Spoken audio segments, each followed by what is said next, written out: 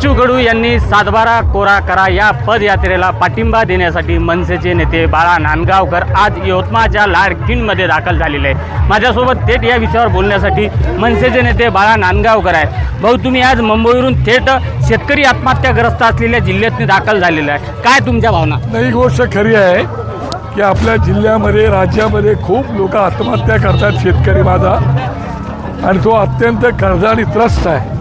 आणि म्हणून राज्य सरकारने आपल्या जाहीरनाम्यामध्ये त्यांचा 7/12 कोरा करू अशा प्रकारची त्यांनी अभिवचन दिलं होतं। ते अभिवचन त्यांनी पूर्ण करावं, पाळावं, दिलेला शब्द खरा करून दाखवावा, यासाठीच सन्माननीय बच्चूभाऊ आमदार साहेबांनी आता हे जे काय आंदोलन पुकारलेलं आहे त्या आंदोलनाला पूर्णपणे पाठिंबा देण्यासाठी मला राजसाहेबांनी या ठिकाणी पाठवलेलं आहे। आणि म्हणूनच मी या ठिकाणी त्यांच्या दिंडीमध्ये सहभागी झालेलो आहे।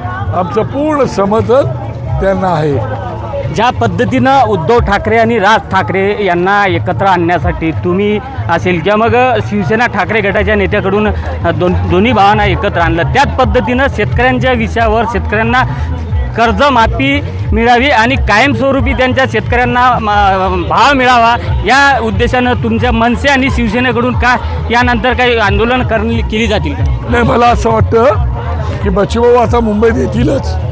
हे आंदोलन संपल्यानंतर ते आल्यानंतर मी त्यांच्या राजसाहेबांची भेट घालून देईल काय, आणि एकदा ती भेट झाली की पुढची आखणी पण चांगली करता येईल। कारण शेवटी हा माझा मायबाप असणारा शेतकरी जो आमचा अन्नदाता आहे, त्या शेतकऱ्याला, शेतकरी राजाला, त्या मजुराला पूर्णपणे न्याय मिळाला पाहिजेत, यासाठी भविष्यातली आखणी करता येईल आणि आम्ही त्यांच्या सोबत राहू, एवढं मात्र मी या ठिकाणी सांगू इच्छितो। नक्की बच्चू कडू यांनी काढलेल्या 7/12 कोरा पदयात्रेला मनसेचा पाठिंबा असल्याचं जाहीर केलेलं आहे। बाळा नांदगावकर यांनी मुंबईवरून थेट यवतमाळ जिल्ह्यात दाखल होऊन या पदयात्रेला पाठिंबा दिला आहे। संजय राठोड, साम टीव्ही न्यूज, यवतमाळ।